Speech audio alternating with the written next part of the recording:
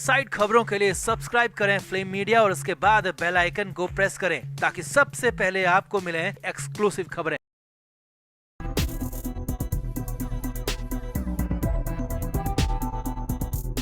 अपनी बेहतरीन एक्टिंग और शानदार डायलॉग डिलीवरी के लिए फेमस अनुपम शाम ने महज 63 साल की उम्र में दुनिया को अलविदा कह दिया। अनुपम शाम टीवी सीरियल मन की आवाज प्रतिज्ञा में ठाकुर सज्जन सिंह के रोल से घर घर में पहचाने जाते थे। टीवी इंडस्ट्री के दिग्गज एक्टर अनुपम शाम ने 9 अगस्त को इस दुनिया से हमेशा के लिए विदाई ले ली। पहले सामने आया था कि अनुपम काफी दिन से बीमार थे और मल्टी ऑर्गन फेलियर के चलते उनकी जान चली गई। मगर अब जो खबर आ रही है, अनुपम शाम के परिवार की तरफ से जो आरोप लगाए जा रहे हैं वो बेहद चौंकाने वाले हैं। अनुपम शाम के भाई का आरोप है कि अनुपम की मौत नेचुरल नहीं है, बल्कि उनके साथ आखिरी दिनों में कुछ ऐसा हुआ था जो कि साफ इशारा करता है कि अनुपम की मौत नहीं बल्कि ये एक प्लान्ड मर्डर है। अनुपम शाम के भाई ने अनुपम की मौत के पीछे आमिर खान का नाम तक ले दिया, वो भी सरेआम सबके सामने। तो क्या हुआ आखिर ऐसा जो कि आमिर खान पर अनुपम शाम की मौत के संगीन आरोप लग रहे हैं? आखिर क्यों अनुपम शाम का परिवार आमिर खान पर इतना आग बबूला हो गया है? आपको बताते हैं सब। आप भी वीडियो को शेयर करें और कमेंट भी करें। तो आमिर खान सबके सामने बहुत अच्छा बनने का दिखावा करते हैं। सत्यमेव जयते जैसे शो करके खुद को महान साबित करते हैं। तारे जमीन पर, रंग दे बसंती और दंगल जैसी फिल्मों के जरिए खुद को महान कलाकार साबित करने में तुले रहते हैं। मगर कहते हैं ना, अंधेरा तो हमेशा दिए के तले होता है। तो कुछ ऐसा ही हाल आमिर खान का भी लग रहा है। जहां पिछले दिनों सुशांत सिंह राजपूत की मौत के बाद सलमान खान और करण जौहर पर कई तरह के आरोप लग रहे थे, तो अब अनुपम शाम की मौत के बाद आमिर खान उनके परिवार के निशाने पर आ गए हैं। जी हाँ, वैसे तो अनुपम शाम काफी लंबे समय से बीमार बताए जा रहे थे और रिपोर्ट्स में कहा गया था कि उनकी मौत मल्टी ऑर्गन फेल्यूर की वजह से हुई। मगर अनुपम शाम के भाई का आरोप है कि अगर आमिर खान ने अनुपम शाम के साथ दगा नहीं किया होता तो वो आज हम सब के बीच होते, इतनी जल्दी इस दुनिया से न जाते। अनुपम शाम को किडनी इन्फेक्शन के चलते अस्पताल में भर्ती कराया गया था। उनकी डेथ के वक्त उनके भाई और उनकी बहन उनके पास थे। रिपोर्ट्स की माने तो अनुपम के भाई अनुराग ने बताया, हमारा परिवार इस वक्त बहुत कुछ झेल रहा है। बीते महीने मेरी मां नहीं रही। अनुपम परेशान थे। वो उनसे मिलने प्रतापगढ़ नहीं जा पाए क्योंकि वहां पर डायलिसिस सेंटर नहीं था और ऐसे में वहां जाना उनकी हेल्थ के लिए रिस्की था। हमने प्रतापगढ़ में एक डायलिसिस सेंटर बनाने की अपील भी की थी। अनुपम इसके लिए कई बार आमिर खान के पास भी गए थे और मदद के हाथ भी फैलाए थे। अनुपम के भाई अनुराग ने बताया, आमिर खान ने हमें आश्वासन दिया था कि वो पूरी मदद करेंगे, मगर उसके बाद आमिर खान ने भाई का फोन उठाना बंद कर दिया। अनुराग ने ये भी बताया कि वैसे अक्सर आमिर खान अनुपम शाम से बात किया करते थे क्योंकि दोनों की दोस्ती फिल्म लगान के दिनों से थी। मगर जैसे ही आमिर खान से मदद मांगी गई तो उन्होंने फोन उठाना ही बंद कर दिया। अनुराग का कहना है कि मरने से एक दिन पहले तक अनुपम को उम्मीद थी कि आमिर खान उनकी मदद जरूर करेंगे। एक दिन पहले भी अनुपम ने कहा था कि आमिर को फोन लगाओ, वो जरूर मेरी जान बचाएगा। अनुराग ने कहा, मैंने कई बार भाई के नंबर से आमिर खान को फोन लगाया मगर अनुपम के नंबर को आमिर खान ने कॉल डाइवर्ट में सेट किया हुआ था।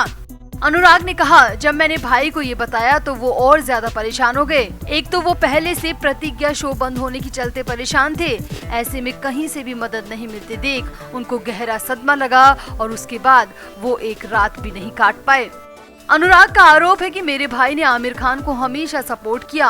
वो बड़ा हीरो तो बाद में बना, पहले मेरे भाई ने उसकी कई बार कई अलग अलग तरह की मदद की थी और यही वजह थी कि आमिर खान अनुपम को अपने बड़े भाई का दर्जा देने की बात कहते थे। मगर जब वो ही अनुपम अस्पताल से मदद मांग रहा था तो आमिर खान ने फोन उठाना ही बंद कर दिया और अनुपम के नंबर को कॉल डाइवर्ट में डाल दिया। अनुराग का कहना है कि मेरे भाई की मौत किसी भी तरह से नेचुरल नहीं कही जा सकती। अगर उन्हें कहीं से भी मदद मिलती तो वो इतनी जल्दी न जाते। अनुराग ने साफ शब्दों में कहा कि ये बॉलीवुड स्टार नाम बड़े और दर्शन छोटे वाली प्रवृत्ति के होते हैं। तो सच में अनुपम के भाई के आरोप बेहद चौंकाने वाले हैं। आखिर इतना बड़ा स्टार ऐसी घटिया हरकत कैसे कर सकता है? करोड़ों रुपए कमाने वाले आमिर खान के लिए क्या किसी की जिंदगी की कोई कीमत नहीं है? तो आपका अनुपम शाम के भाई के इन आरोपों पर क्या कहना है? आप भी कमेंट जरूर करें और वीडियो को भी शेयर करें। तो टीवी शो शक्ति अस्तित्व के एहसास की काफी पॉपुलर हुआ था। इसमें एक ट्रांसजेंडर लड़की पूरी दुनिया से लड़ती है और अपने हक को हासिल करके ही दम लेती है। रूबीना दिलायक के इस शो में निगेटिव किरदार निभाने वाली एंजल तो आप सबको याद ही होगी। एंजल भी इस शो में किन्नर के रोल में नजर आई थी। एंजल के रोल को लोगों ने काफी पसंद किया था। उनके डायलॉग्स और एक्सप्रेशंस शो में जान डाल देते थे। लेकिन अब उन्हीं एंजल यानी कि एक्ट्रेस सोनम अरोड़ा ने टीवी की दुनिया पर बहुत कुछ ऐसा कह दिया है, जिसके बाद तो कई दफन राज भी सामने आ गए हैं। शो में एंजल का रोल निभाने वाली सोनम अरोड़ा हाल ही में अपने स्ट्रगल पर बात कर रही थी। एक इंटरव्यू के दौरान उन्होंने बताया कि कैसे एक वक्त में उनके पास खाने के लिए भी पैसे नहीं थे और वो किन मुश्किलों से गुजरकर इस मुकाम तक पहुंची हैं। सोनम ने बताया कि उन्हें शोज में छोटे छोटे रोल के लिए कई राज कुंद्रा जैसे लोगों का सामना करना पड़ा था, जो कि 4-5 घंटे की शूटिंग के बदले मोटा पैसा देने को तैयार हो जाते थे। सोनम अरोड़ा ने बताया, मैं अपनी माँ के साथ मुंबई में आई थी। दिल्ली में मेरी लाइफ बहुत स्मूथ थी, लेकिन मुंबई में बहुत स्ट्रगल करना पड़ा। मेरे पास कोई गॉडफादर नहीं था, अनजानी जगह पर कोई गाइडेंस नहीं था, इसलिए मुझे बहुत स्ट्रगल का सामना करना पड़ा। काम को लेकर सोनम अरोड़ा कहती है कि शुरुआत में मुझे काम मिला ही नहीं, लेकिन मुझे कुछ बनना था और इसी जुनून के चलते मैंने टीवी इंडस्ट्री में 10 साल निकाल दिए। सोनम ने बताया कि शुरुआत में मैंने छोटे रोल लेने शुरू किए और मैंने एक दिन के 1000 रुपए के हिसाब से भी काम किया है। सोनम ने कहा, पैसे तो सबको चाहिए होते हैं और मैं भी एक बार ऐसे ही मेकर्स के चक्कर में फंस गई और पैसे के लालच में ऐसी शूटिंग में चली गई जिसका अफसोस मुझे आज भी होता है। सोनम ने कहा, उस दौरान मुझसे कहा गया था कि 3 घंटे के शूट के 30,000 रुपए मिलेंगे। मैं वहाँ गई तो मुझे वहाँ बहुत अजीब लगा और जैसे ही मेरे हाथ में स्क्रिप्ट आई तो मेरे होश उड़ गए, क्योंकि वहाँ पर दरअसल अडल्ट कंटेंट शूट होना था। जैसे ही मुझे इस बात का एहसास हुआ तो मैं उल्टे पैर सेट से बाहर निकल गई और उनका दिया गया एडवांस भी मैंने वापस कर दिया, क्योंकि मुझे इस तरह का शूट कभी करना ही नहीं था। सोनम ने कास्टिंग काउच के ऊपर बात करते हुए कहा, ऑडिशंस में मैंने बहुत कास्टिंग काउच को फेस किया है। ये हर इंडस्ट्री में हर जगह एग्जिस्ट करता है। लड़कियां ही नहीं, लड़के भी मॉलेस्ट होते हैं। मैंने टैलेंट के दम पर काम पाने पर ही विश्वास किया। मुझे ये भी विश्वास था कि मेरे पेरेंट्स साथ हैं और धीरे ही सही मगर मुझे काम मिलेगा। मगर मैंने अपनी आंखों से कई बार देखा है कि किस तरह टीवी इंडस्ट्री में मॉलेस्टेशन होता है। छोटे शहरों से आए कलाकारों को ये सब मिलकर टारगेट करते हैं।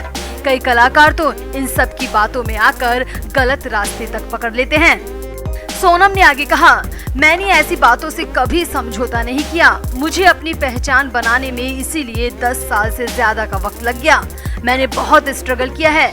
मैंने हजारों ऑडिशंस दिए और हजारों बार मैं रिजेक्ट करती गई। एक समय तो ऐसा था जब मेरे पास ना तो खाने के पैसे थे और ना ही किराया देने के, लेकिन मेरे पास काम नहीं था।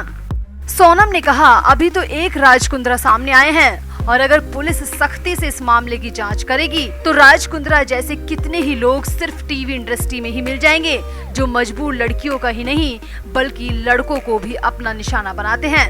तो आप सोनम अरोड़ा की बात से कितना सहमत है? क्या वाकई में बॉलीवुड की तरह टीवी इंडस्ट्री में भी गंदगी का ढेर जमा है? क्या वाकई में यहाँ पर भी राज कुंद्रा जैसे लोग भरे हुए हैं? आप भी सोनम अरोड़ा की बातों से अगर सहमत हैं तो कमेंट जरूर करें और वीडियो को भी शेयर करें।